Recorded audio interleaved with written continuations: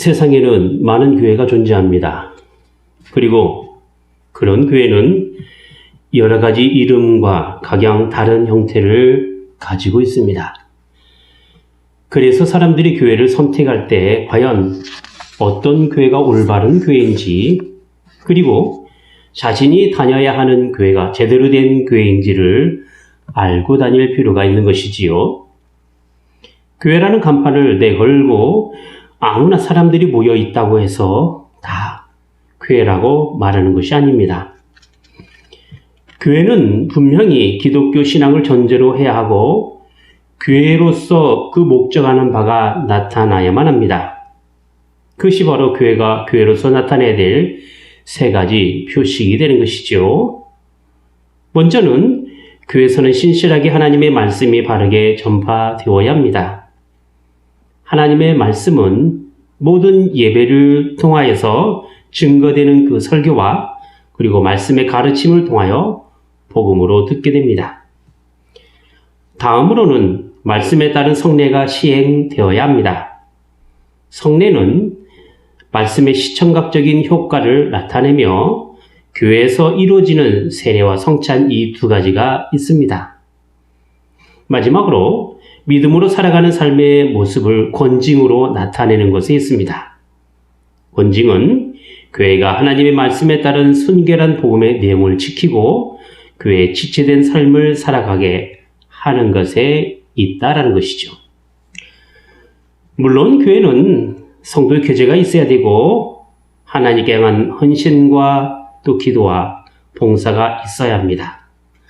하지만 앞서 말한 교회 세 가지 표식들이 교회를 교회답게 이뤄가는 기본적인 모습들로 나타내게 된다면 교제하는 것이나 기도하고 헌신하고 봉사한다는 것이 단순히 어떤 종교적인 관습으로만 존재하는 것이 아니라 바른 신앙을 통해서 믿음으로 나타나게 되는 것입니다. 결국 우리의 신앙이라는 것이 교회 안에서 종교적인 형태로 나타나고 있다 하더라도 하나님의 제대로 된 말씀으로 이루어져야만 합니다. 결국 바른 복음이 말씀을 통하여 전파되고 주께서 제정하신 성례가 바로 시행되며 교회의 순결함을 위한 권징이 나타나는 것으로 교회의 올바른 모습을 평가할 수가 있는 것이지요. 오늘의 이야기는 특별히 교회에서 시행하고 있는 성례 가운데 예수님께서 제정하신 성찬과 관련된 내용입니다. 성찬 예식은 기독교가 소중하게 여기는 예식입니다. 이것은 오늘 말씀에 있는 것과 같이 주님께서 친히 제정하셨기 때문에 그렇습니다.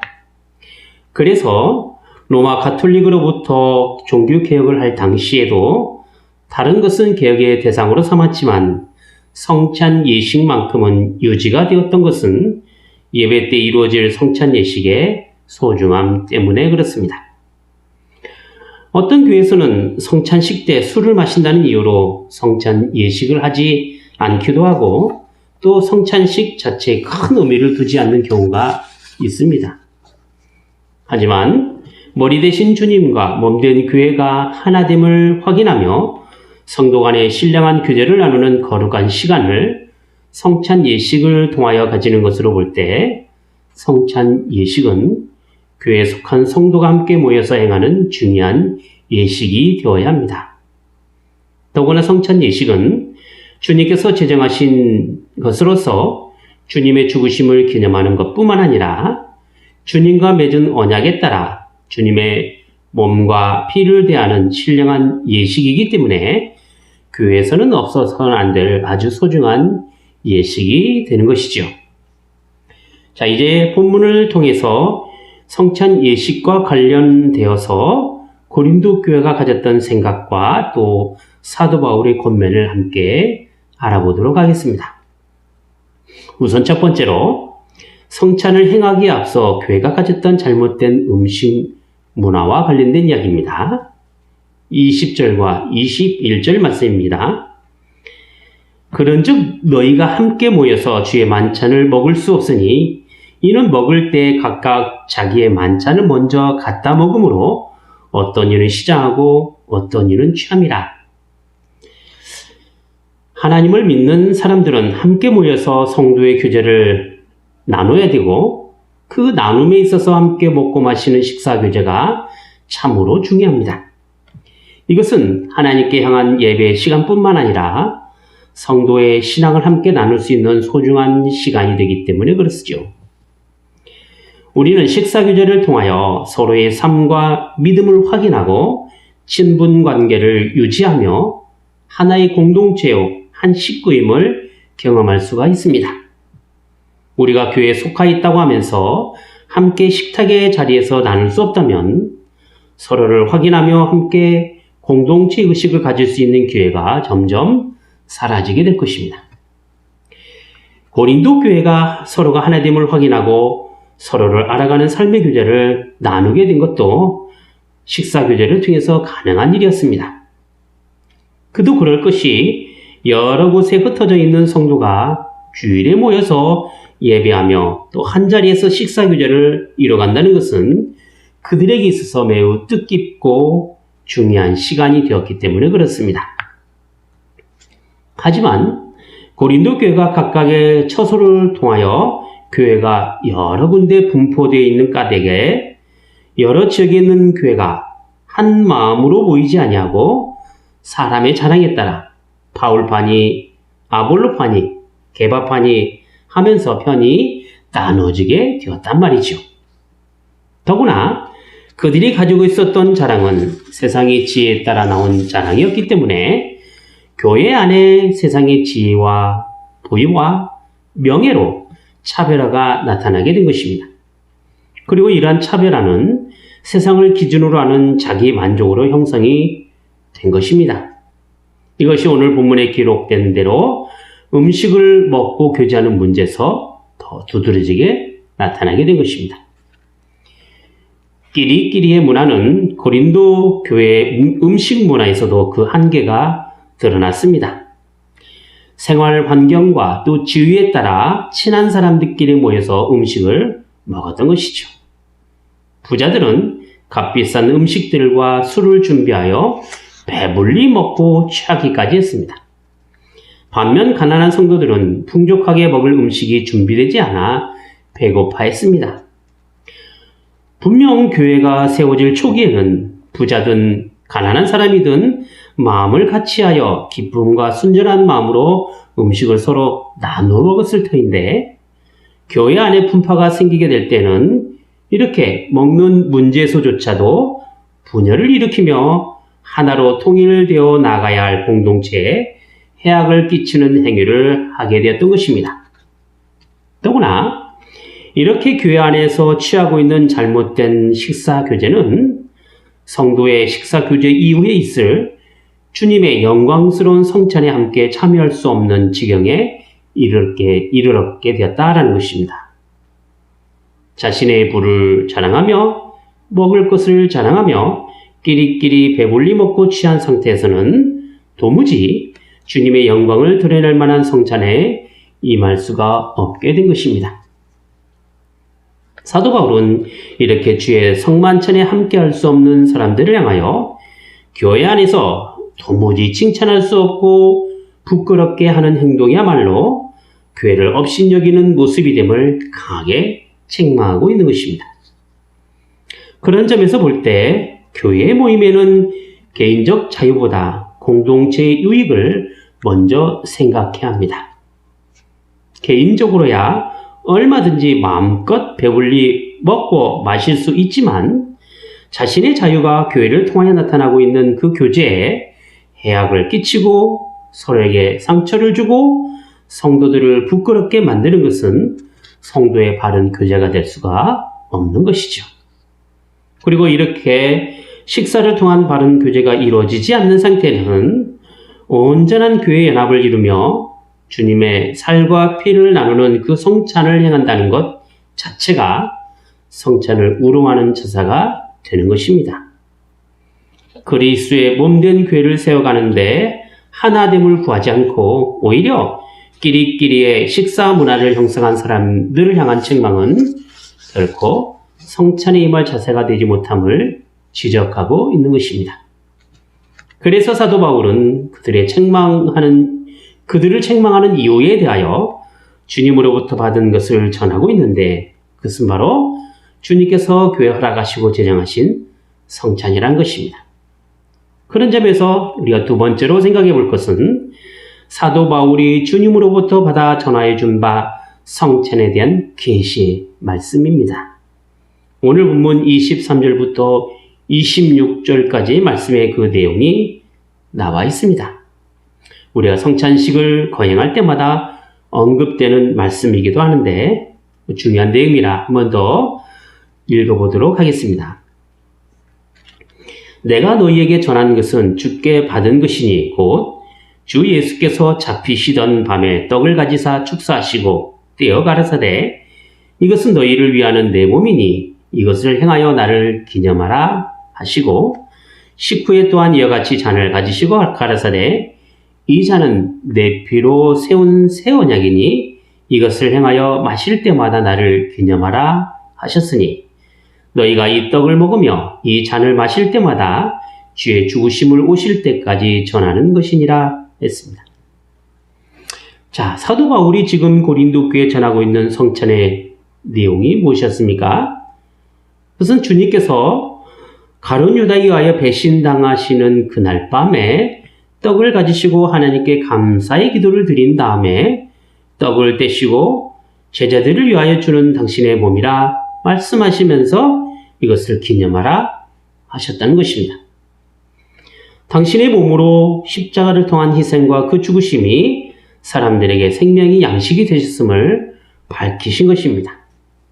또한 떡을 떼어 먹고 난 후에 잔을 가지시고 이 잔은 주님의 피로 세운 새 언약임을 말씀하시면서 마실 때마다 기념하라 하셨습니다.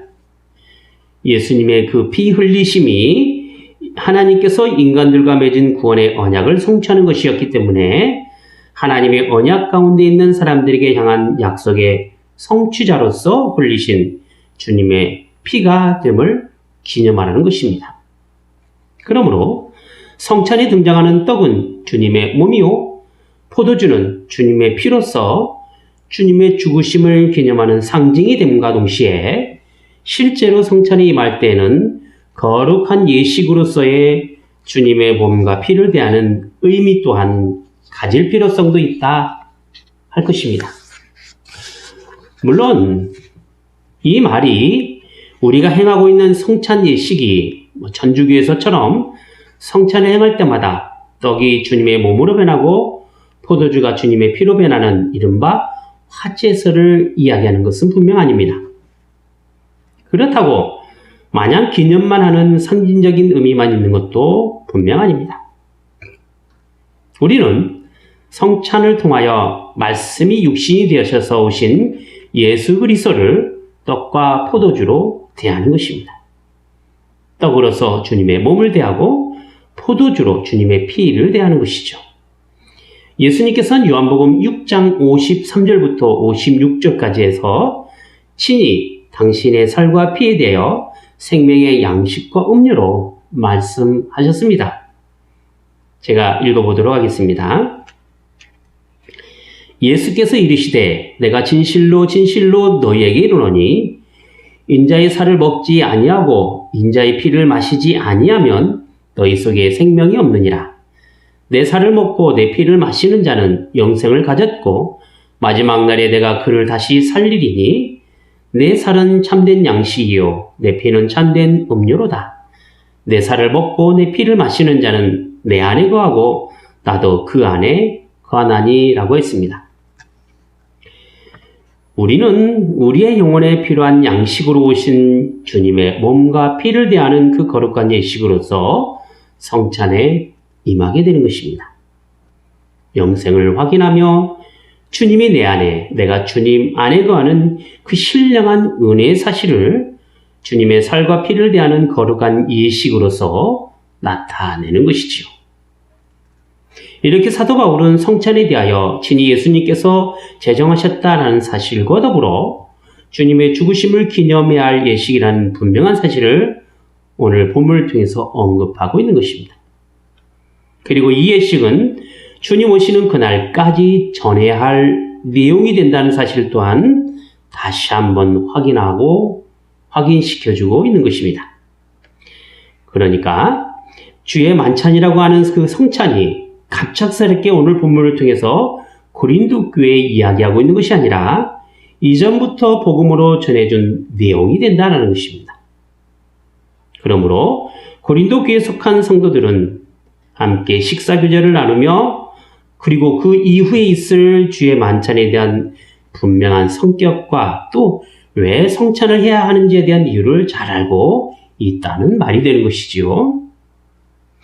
따라서 우리가 세 번째로 생각해 볼 것은 고린도 교회가 성찬에 임하는 그 잘못된 태도에 대한 사도 바울의 경고가 나오고 있습니다. 본문 27절부터 29절 말씀입니다.